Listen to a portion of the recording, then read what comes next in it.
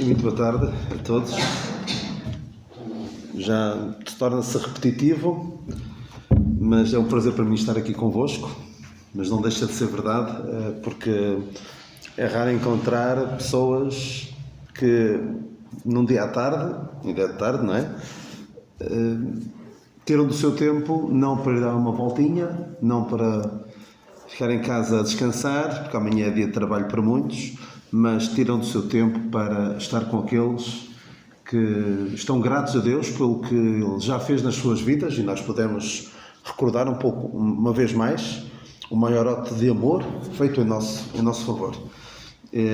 Então estamos gratos pelo que Deus já fez e também por aquilo que Ele quer fazer nas nossas vidas. E para podermos desfrutar daquilo que Ele quer fazer nas nossas vidas, convém saber o que é que Ele tem para as nossas vidas, não é? E a mensagem de hoje não é provavelmente aquela que vocês gostariam de ouvir. Se calhar nenhuma das minhas será daquelas que vocês gostariam de ouvir, mas isso é outra questão. Mas vou falar-vos de uma pessoa que teve uma experiência pela qual ninguém quer passar,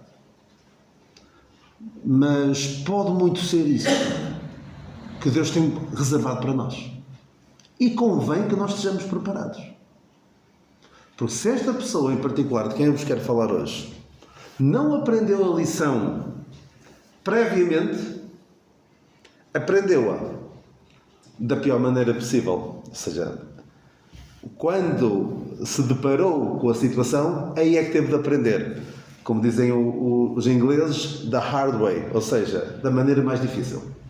Eu quero-vos falar de Trófimo. Eu tenho falado muitas vezes de cooperadores de Paulo, e todos nós, aqueles que são do Senhor, devem ser cooperadores de Paulo, no sentido em que devem anunciar o Evangelho que Paulo anunciava.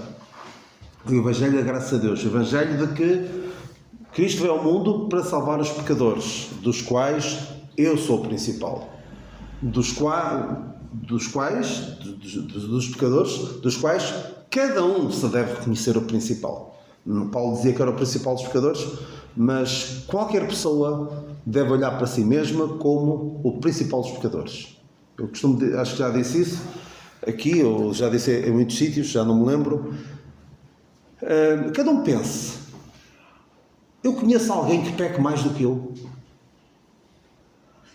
Se calhar é fácil pensar, aquela pessoa que saiba mesmo.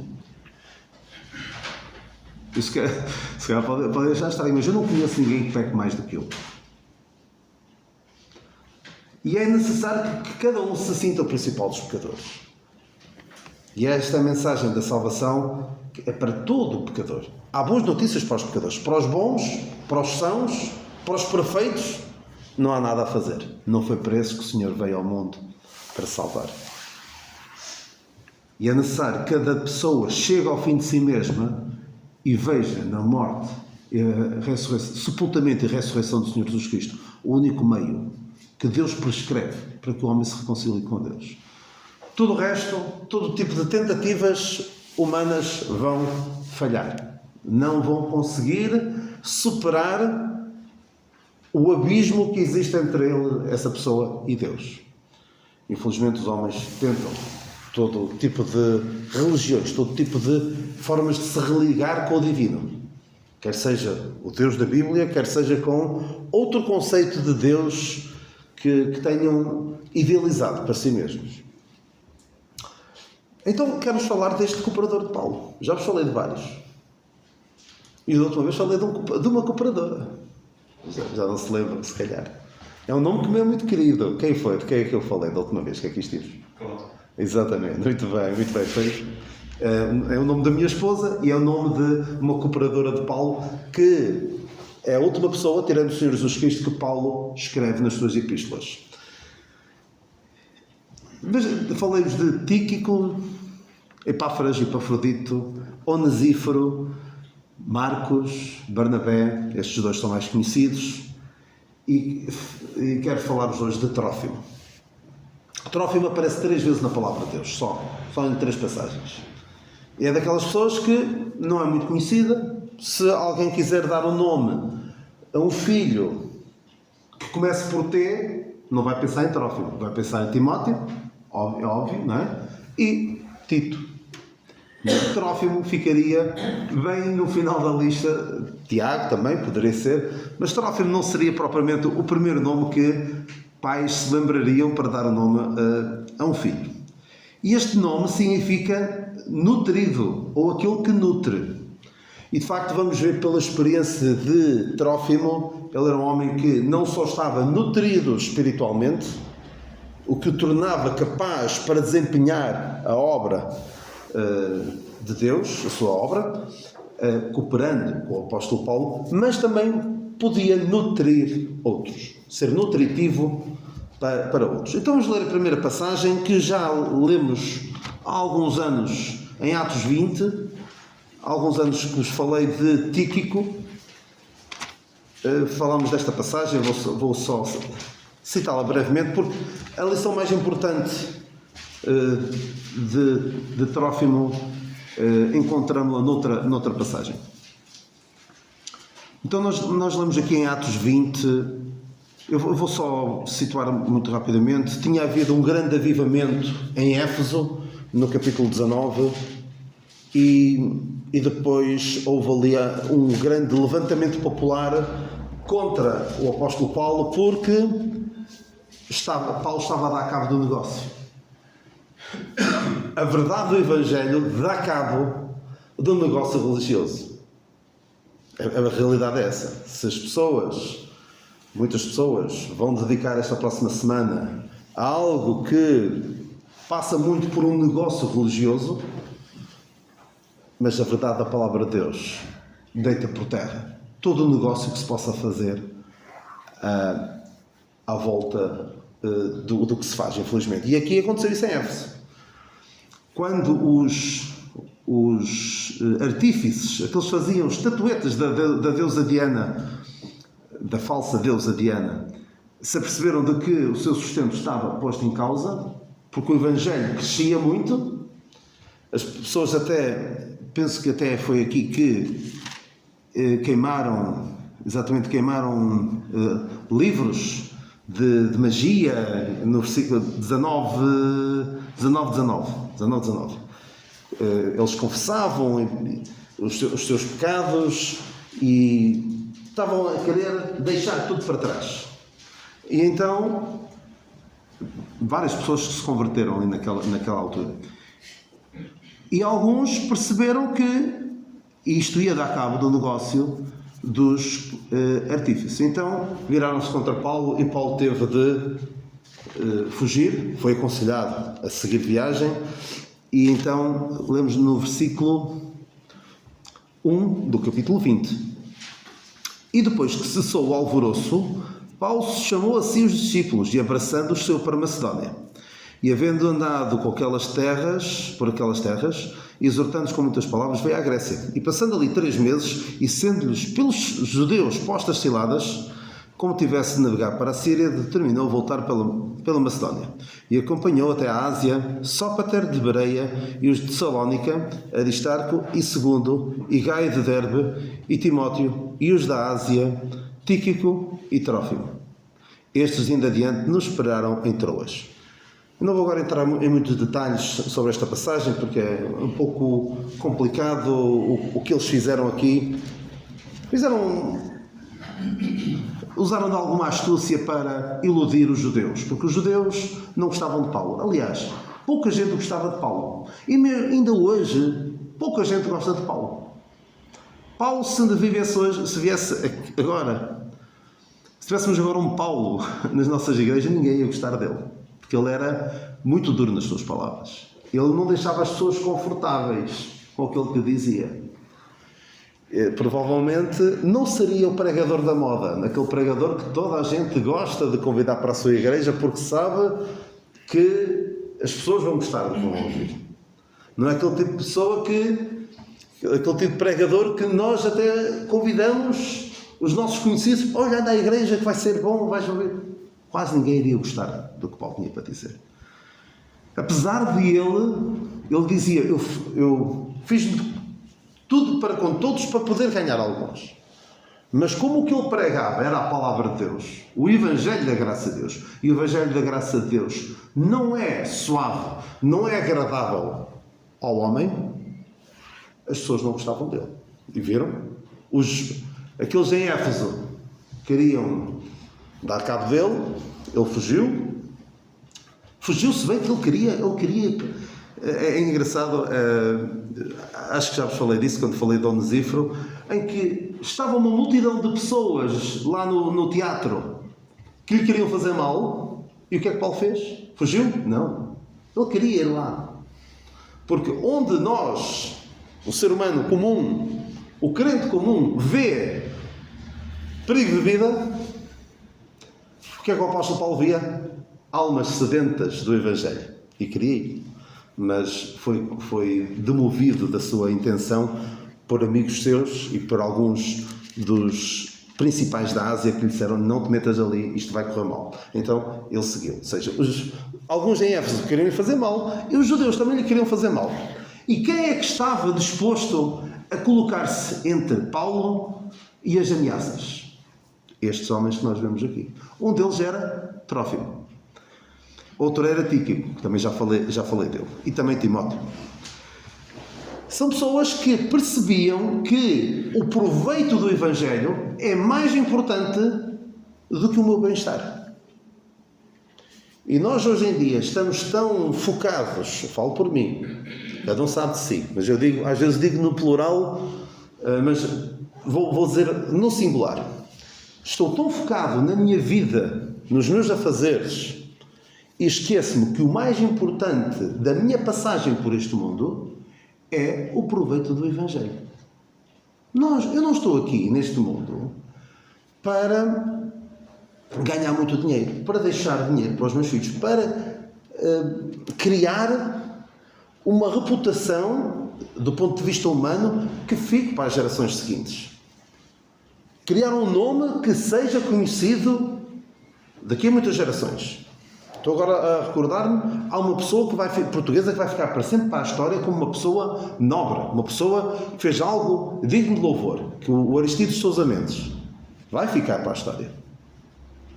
Porque salvou muitos judeus, era um cônsul, penso que era cônsul em França, e conseguiu livrar da morte a muitos judeus durante a Segunda Guerra Mundial.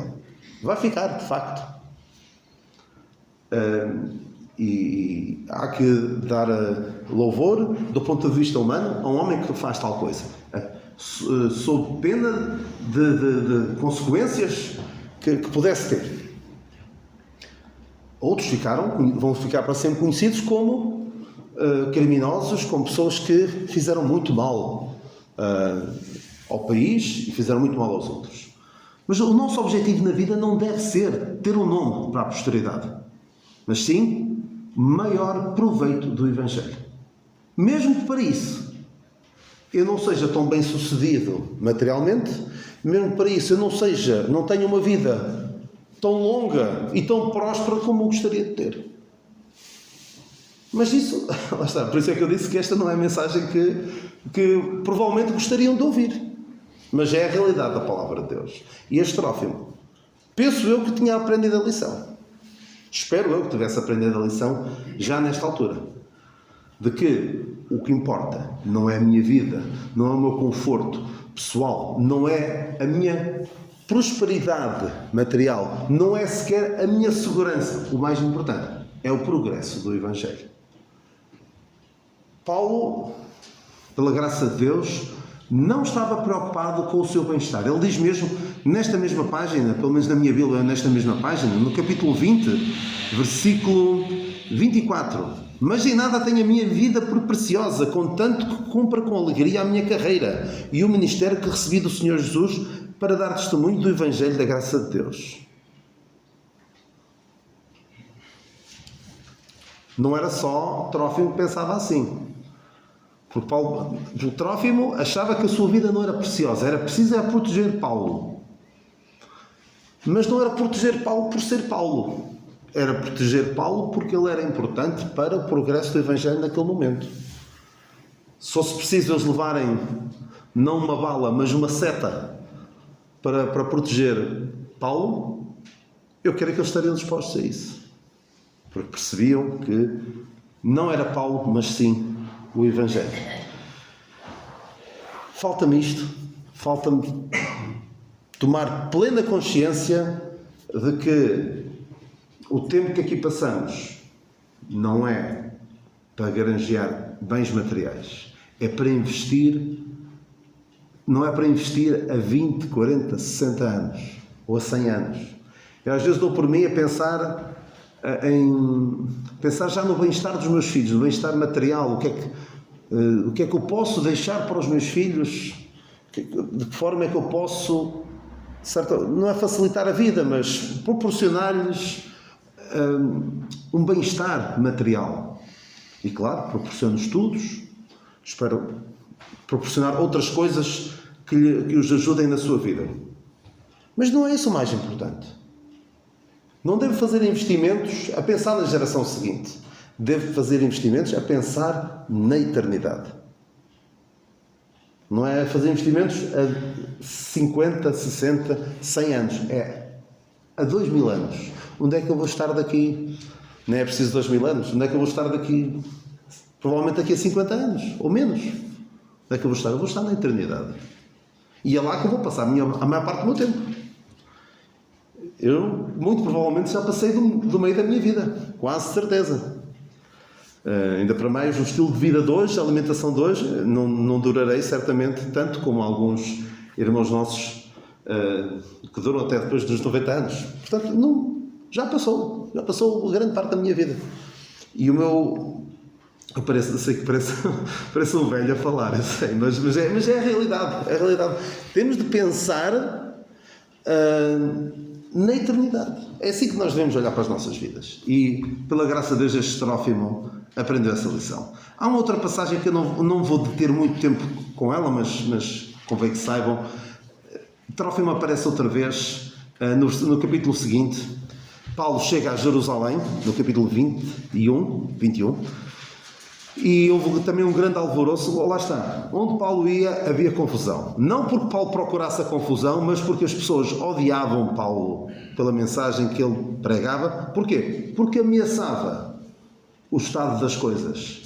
Ameaçava, até no caso dos Efésios, ameaçava o seu bem-estar material. Aqui afetava todo o sistema religioso que estava montado. Então os judeus odiavam-no. E no versículo 29 vemos que Trófimo ia com ele, com Paulo. Trófimo era gentio, era de Éfeso, não era? Eram os da Ásia, Tíquico e Trófimo, era da Ásia. E provavelmente de Éfeso ou de outra zona de lá. E então ele acusaram Paulo de que ele tinha introduzido Trófimo, um gentio não circuncidado, no templo. E houve grande confusão, depois Paulo até acabou preso e depois disto até acabou por ir para Roma.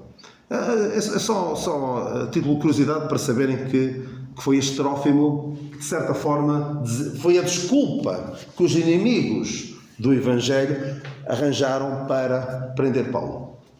O inimigo pode usar os nossos irmãos, os nossos amigos, sem má intenção da parte desses nossos irmãos e amigos, para nos fazer mal. Mas devemos também ser capazes de perceber que não foram eles que nos quiseram causar mal, os nossos irmãos e amigos, mas sim o inimigo que quis usá-los para nos atacar, para nos causar mal, e não devemos permitir que isso nos deixe de mal com eles. E nós vemos que, mesmo depois disto, Trófimo continuou com Paulo. Vamos ver isso na outra passagem. Ou seja, não ficou aqui um mal-estar entre os dois. Paulo nunca lançou em rosto: vês, Trófimo, a culpa foi tua. Não me parece que isso tenha acontecido. E Trófimo, mesmo depois de ser difícil andar com Paulo, nunca foi fácil, mas mesmo quando se tornou mais difícil estar com Paulo, ele continuou com ele. Como dizem os ingleses, eu vou traduzir a frase a seguir: Os ingleses dizem: when the going gets tough, the tough get going. Quando o caminho se torna duro, os duros continuam a caminhar. E foi o que este Trófimo fez. Não era fácil, ele continuou. Um pouco como Marcos. Não Marcos, quando era jovem, quando era imaturo, que ainda quando a caminhada não era muito dura, ele pôs-se a andar para perto da mãezinha, mas mais tarde, quando era difícil estar com Paulo, ele estava ali a cooperar com Paulo. Quando Paulo estava preso e Marcos era útil no ministério. E vemos algumas pessoas que Lucas, Onesíforo, o próprio Marcos mais tarde e Timóteo, quando não era fácil estar com Paulo, lá estavam eles identificar-se com Paulo. A passagem mais conhecida, e provavelmente é só as pessoas que conhecem este nome, é mais desta passagem que conhecem, 2 Timóteo 4,20. 2 Timóteo 4,20. O jeito que daria uma palavrinha a menos aqui nesta passagem, não é? 2 Timóteo 4,20.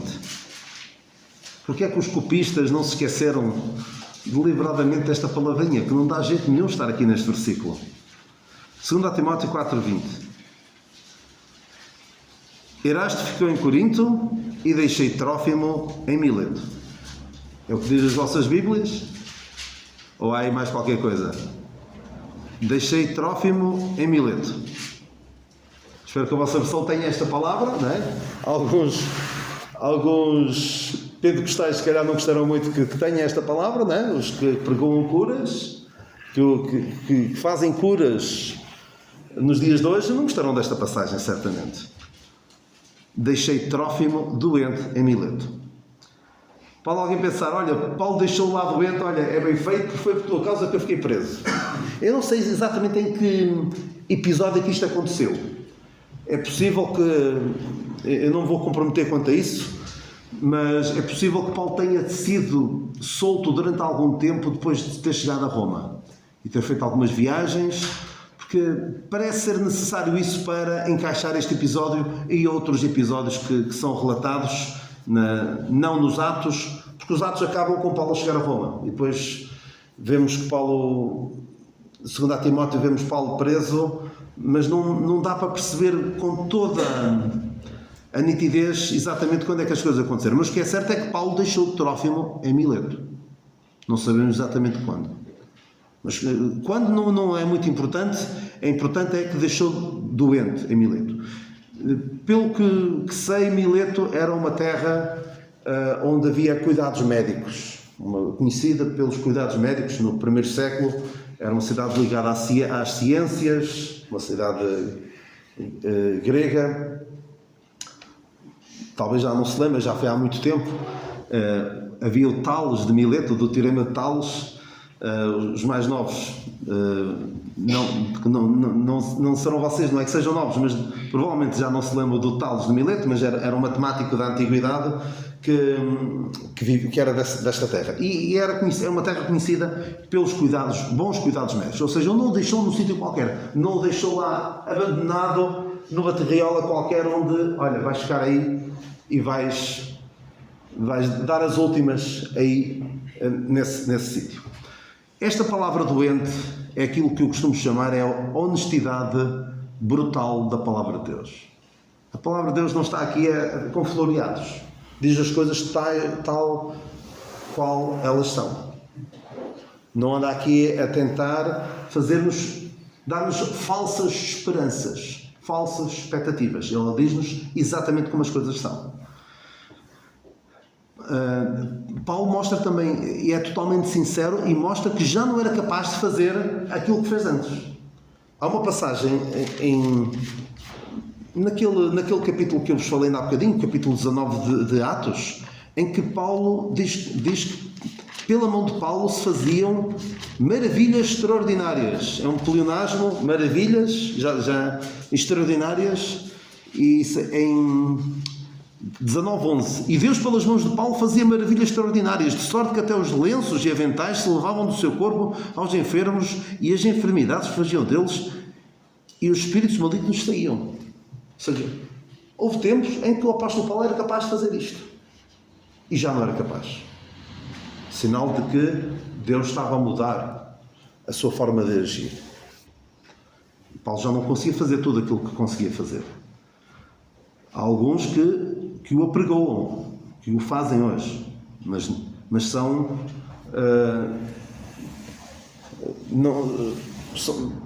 são charlatões. Não tenho outra palavra para dizer, porque não há base bíblica para dizer que alguém consegue curar, impor as mãos, porque o próprio apóstolo Paulo não o conseguiu fazer. Ele a Timóteo, o que é que tem de dizer? Bebe água e um pouco de vinho por causa do teu estômago e das tuas frequentes enfermidades.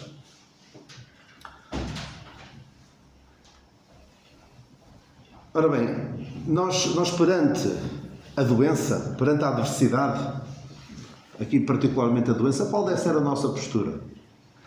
Claro, devemos orar. Devemos ir àquele que pode fazer todas as coisas. Mas há que ser sábio na forma como nos dirigimos a Deus.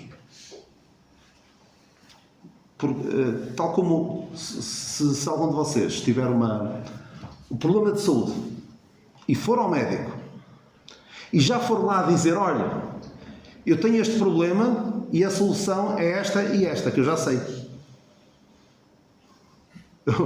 Como é que ele irá reagir?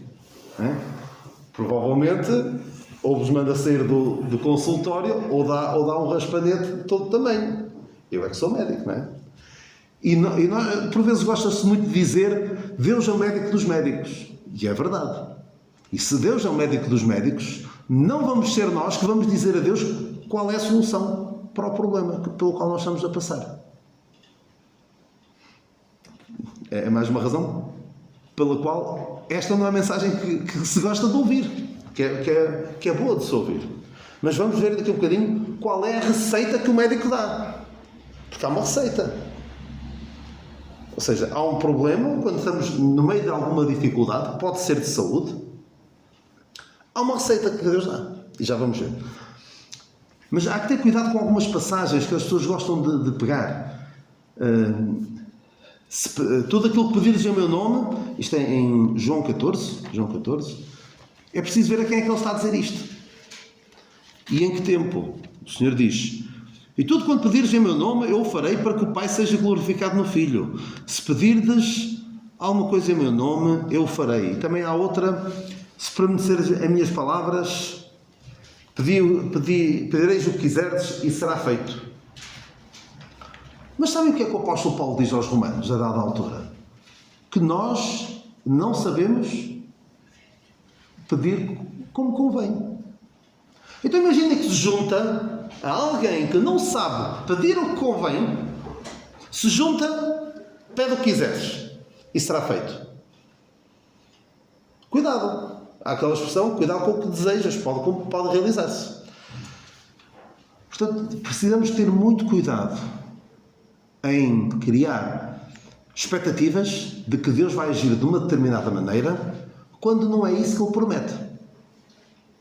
Porque, infelizmente, o mundo cristão está cheio de pessoas desiludidas de Deus, não por causa de Deus, mas por causa de que algumas pessoas de Bíblia na mão dizem que Deus vai fazer. E eu sei até de um caso de um crente que eu vou contar de outra maneira. Eu sei de um caso que foi contado e é alguém com quem eu tenho alguma relação, de uma senhora que ficou viúva, porque eles eram muito queriam que Deus vai curar, Deus vai fazer, e não procuraram a ajuda dos médicos no devido tempo, porque confiavam que Deus ia intervir, que Deus ia curar. E levaram aquilo até às últimas consequências. E aquela pessoa, penso eu, crente, mas não devidamente esclarecido, e acabou por morrer. E aquela senhora ficou viúva por causa esperar de Deus algo que Ele não prometeu. O que não prometeu a nós neste presente tempo. Até o próprio apóstolo Paulo, houve tempos em que ele conseguia, depois já não conseguia. Eu posso até imaginar o Trófimo, se o Trófimo não tivesse aprendido esta lição, que nós precisamos de aprender, que eu preciso de aprender, e preciso de aprender quando as coisas até correm razoavelmente bem. Porque se eu esperar para aprender esta lição, quando as coisas começarem a correr mal, em termos de saúde e em outros aspectos, coitadinho de mim, vou sofrer muito mais. Então, eu posso imaginar o Trófimo que não aprendeu a lição, não tinha aprendido a lição, chega o dia em que Paulo diz, olha, eu tenho de continuar, vou ter de deixar aqui em Mileto. Há aqui bons cuidados médicos, eu posso orar por ti, mas já não te posso curar. E posso imaginar o Trófimo, se fosse como eu, dizer, então Paulo, eu passei o que passei contigo, abdiquei da minha vida pelo Evangelho, e agora tu deixas-me aqui? A sério? Mas espero bem que Trófimo tenha aprendido a lição atempadamente. E é o mesmo que desejo para mim e para cada um de vocês.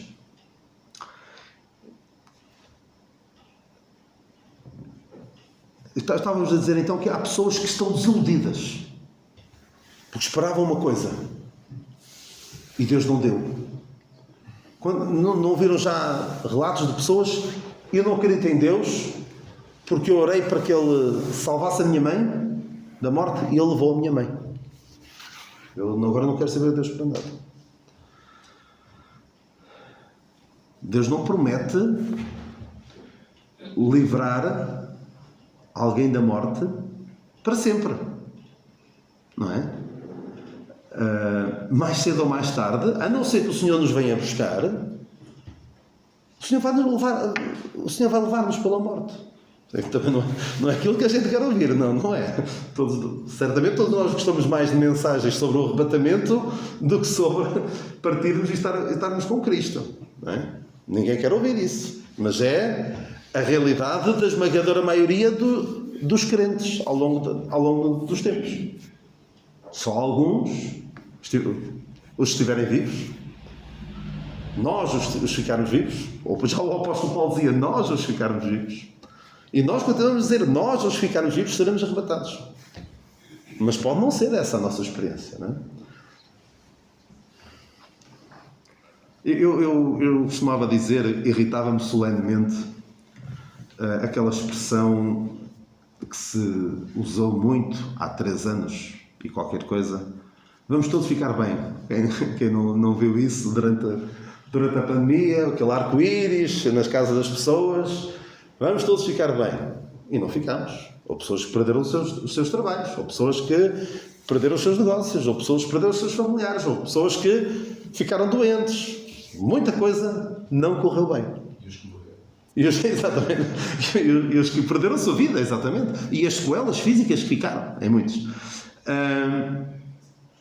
Eu costumo dizer, se há alguma coisa que podemos dizer sobre todos, vamos morrer todos. A não ser que o Senhor nos venha buscar, claro. Mas essa é a realidade, só que ninguém quer ouvir. Ninguém quer ouvir. Mas temos de estar preparados. Então estávamos a dizer há um bocadinho que se juntarmos o pedir o que quiseres e não sabemos o que é que vamos pedir, cuidado. É bom que o Senhor não nos dê o que a gente quer. Porque diz também a palavra de Deus que, 2 passagens que eu gosto bastante, que Deus é poderoso para nos dar tudo muito mais além, tudo muito mais, tudo, sim, mas já há outros, tudo, eu tenho de dizer, porque mete abundantemente, exatamente. Ora, aquele que é poderoso para fazer tudo, muito mais abundantemente além daquilo que pedimos ou pensamos. Isto não é um pleonasmo, nem sei que nome é que dá isto, nem sei se isto é aceitável do ponto de vista português, porque é tudo muito mais além, tudo muito mais abundantemente além. Deus pode fazer muito mais do que aquilo que nós pensamos. Só que não é aquilo que queremos. Deus não nos vai dar necessariamente aquilo que queremos e aquilo que nos parece ser melhor. Mas esta é a promessa que ele dá. E diz também, logo a seguir, a dizer que não sabemos pedir como convém, ele diz: aquele que nem mesmo o seu próprio filho poupou, antes o entregou por todos nós, como nos não dará também com ele todas as coisas. Eu com aquilo que estou aqui a dizer, eu não quero ser mal interpretado. Eu não quero que pensem que eu sou insensível a quem passa por momentos de dificuldade física, ou psicológica, ou outra qualquer. Não quero de maneira nenhuma, porque há sempre esse risco de a vida corre-me bem e eu vou falar desta maneira, passo a expressão, acho que percebem o que eu vou dizer, falar de cima da burra. Estou bem e falo. E os outros, se não estão bem, ponham-se bem. Não quero, de forma alguma, que passe essa ideia. Mas, se alguém perante uma adversidade física o que pede é: Senhor, livra-me disto, e entendam, dá vontade de dizer: a sério, só estás a pedir isso? Deus tem muito mais para te dar do que isso. E Paulo aprendeu a lição. Nós já vamos ver, Paulo aprendeu a lição. Eu não estou com isto a dizer que alguém está a passar por uma dificuldade física, não precisamos de orar sobre isso. Não vou dizer de maneira nenhuma isso. Mas não devemos orar e quase que esperando que Deus dê a solução que nós gostaríamos que desse. Pode não ser isso que Ele tem para nós. Pode não ser isso o melhor para nós. Pode não ser isso o melhor para o Evangelho. Havia alguém que dizia assim, eu não sei se essa pessoa faria mesmo isso, mas não sei se era só uma brincadeira que ele dizia. Se alguém pedir: ora por mim, estou a passar por um problema de saúde, e ele dizia assim: se tu pedires por orar por ti, só para que tu continues a ser um crente preguiçoso, então não vou orar. Agora, se for para o Senhor ter saúde, para poderes ser proveitoso para o Evangelho, aí sim. É só uma pequena brincadeira que alguém dizia. Ora, cuidado com o esperar ou pedir coisas que Deus não prescreve. Um exemplo simples é o de Naamã. Naamã, que era o general sírio que estava com problema de lepra. Era leproso, era um homem valoroso, porém leproso. E quando ele pensa, agora resumindo a história, ele chega à porta do profeta Eliseu e o profeta Eliseu diz: ora, vai e banha-te no Rio Jordão 7 vezes e vais ficar limpo. Ele ficou todo indignado porque o que ele esperava era, ele já tinha idealizado ao longo daqueles meses que se passaram, penso que terão sido meses desde que soube que havia um profeta até chegar lá, terá passado algum tempo. Então, diz assim a passagem, ele ficou todo indignado, nem queria ir. Diz assim: eis que eu dizia comigo, ou seja, eu pensava cá para mim, certamente ele sairá, pôr-se-á em pé, ou seja, o profeta, e invocará o nome do Senhor seu Deus e passará a sua mão sobre o lugar e restaurará o leproso. Seja, nós já fazemos o filme todo. Quando Deus pode ter outros propósitos, que não passam necessariamente por aquilo que a gente deseja. Um exemplo, ele depois acabou por submeter, aconselhado pelos seus servos, submeter à vontade de Deus e foi restaurado a sua pele ficou sã. Outro exemplo que gosto de citar é o de Ezequias. Ezequias foi um excelente rei em Israel e chega uma altura em que Deus diz: olha, prepara a tua casa, vais morrer. Ele ficou doente e chamou o profeta. E o profeta disse: olha, vais mesmo morrer. Prepara-te, o Senhor vai levar-te. Ele vira a sua cara para a parede, fica muito triste, e ora a Deus, pede: Senhor, eu fui tão bom. E deu o que ele queria. Deu-lhe mais 15 anos. Nesses 15 anos, o que aconteceu? Um reino, na altura desconhecido, enviou emissários a Ezequias para felicitar pela sua recuperação e o Ezequias ficou todo contente com aquilo e mostrou-lhes tudo e mais alguma coisa. E quem eram? Eram os babilónios, que não sei, séculos, alguns anos mais tarde, talvez décadas mais tarde, não sei agora, sim, décadas pelo menos, décadas mais tarde, levaram os cativos de Jerusalém para a Babilónia. E nesses 15 anos nasceu o seu filho Manassés, que, diz a palavra de Deus, fez errar a nação de Judá mais do que as nações dos cananeus que Deus tinha lançado fora. Ou seja, nós não sabemos se aquilo que nós desejamos será o melhor. Mas agora, qual é a receita que Deus dá? Deus promete duas coisas. Não promete necessariamente a cura, não promete necessariamente a resolução do problema tal como nós queremos, mas promete duas coisas. Uma é graça. Promete graça. E lemos isso eu tenho de dizer o que a palavra de Deus diz. Eu devo dizer aquilo que a palavra de Deus diz. Se a palavra de Deus dissesse: está descansado, Deus vai curar, Deus vai fazer, Deus vai dar de bênção em bênção, de vitória em vitória, até morrer. Até o dia que morres. Não, aí já não há vitória, não é? Alguns prometem vitória, vitória, vitória, vitória, e depois, quando morrem, é sempre falta de fé. Mas o que Deus promete é graça. Então, certamente conhecerão esta passagem, mas a dada altura, Paulo teve um espinho na carne. Lemos isso em livro de 2 aos Coríntios 12. Já agora, antes disso, agora é fácil responder. Vocês, se lerem com atenção a palavra de Deus, as epístolas de Paulo,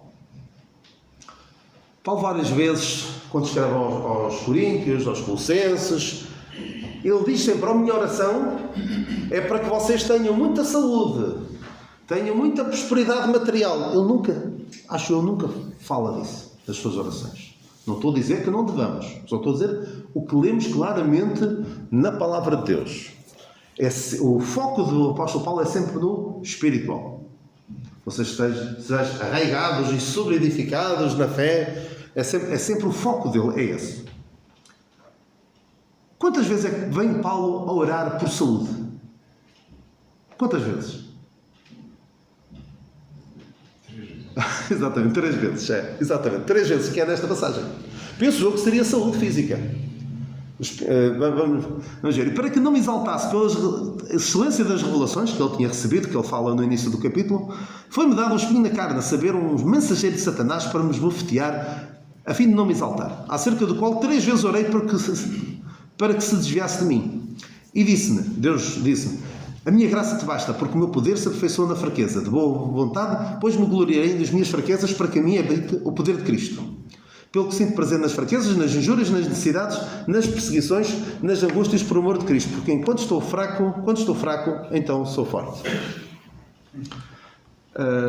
Não é uma passagem agradável, mas é a realidade. Por vezes, Deus não tem mais para nos dar. O que Deus tem para nos dar é mesmo só a sua graça. Vai nos capacitar a suportar a situação pela qual nós estamos a passar. Por vezes é só isso que ele tem. Parece que é só, mas Paulo diz: e Deus diz: a minha graça te basta. Não vou dizer que é fácil. Eu não vou dizer que é fácil passar décadas com uma dor intensa. Todo dia, que não deixa de dormir, que não permite ter a qualidade de vida que eu desejaria. Eu não vou dizer que é fácil. Mas Paulo diz, o que é que ele diz sobre isso? A nossa leve e momentânea tribulação. Eu não quero ser insensível a dizer isto, mas é o que Paulo diz. Paulo diz que a nossa leve e momentânea, por isso não desfalecemos, mas ainda que o nosso homem exterior se corrompa, isto é em 2 Coríntios 4,16, se corrompa, o interior contudo se renova, porque a nossa leve e momentânea tribulação produz para nós um peso eterno de glória muito excelente. Reparem aqui, leve e momentânea tribulação, peso eterno de glória. Nós temos de perceber, eu tenho de perceber, que a minha vida não se resume às poucas décadas que eu vou passar aqui neste mundo. Tenho de pensar mais além, não ter a vista tão curta. E o apóstolo Paulo também diz que as aflições deste presente tempo não são para comparar com a glória, penso que é isso, com a glória que em nós há de ser revelada. Tem por certo. E Paulo sofreu mais, penso eu, sofreu mais do que qualquer um de nós. Mais do que eu, certamente. Não sei o que o Senhor tem reservado para mim e espero eu que daqui a uns anos, quando passar pela adversidade, quando vier o dia mau, porque há de vir, eu me lembro que no dia 30 de julho de 2023, falei aqui em Santiago de Dolo, Daniel, olha, vai lá ver o que te disseste na altura, vê se gostas. Se calhar não é que vai gostar, mas espero ter a firmeza e as minhas convicções arraigadas na palavra de Deus, o suficiente para ser capaz de passar pela situação. Porque a sua graça nos basta. O que é que ele também dá? O que é que ele promete também? Filipenses. E eu agora quero terminar. Filipenses 4, 6. Não estejais inquietos por coisa alguma. Antes as vossas petições sejam tudo conhecidas diante de Deus pela oração e súplicas com ação de graças. E o Senhor vos dará o que vós quiserdes. É o que diz a seguir? Não. Diz. E a paz de Deus, que excede todo o entendimento, guardará os vossos corações e os vossos sentimentos em Cristo Jesus. É isto que ele promete. Paz. Ele promete paz. Ou seja, nós sabemos que Deus está no controle. Sabemos que não percebemos o que é que está a acontecer. Não percebemos a utilidade desta doença. A utilidade, que utilidade é que tem a partir do meu familiar? Da pessoa que eu tanto amava. Para que é que isto serve, Senhor? Eu não sei. Mas eu sei que posso. Sei que tu me dás graça, porque tu prometes que dás graça e prometes que me dás paz. Porque vai além do meu entendimento. Eu não entendo. Mas a paz excede o entendimento. Última coisa que Deus promete. Não promete.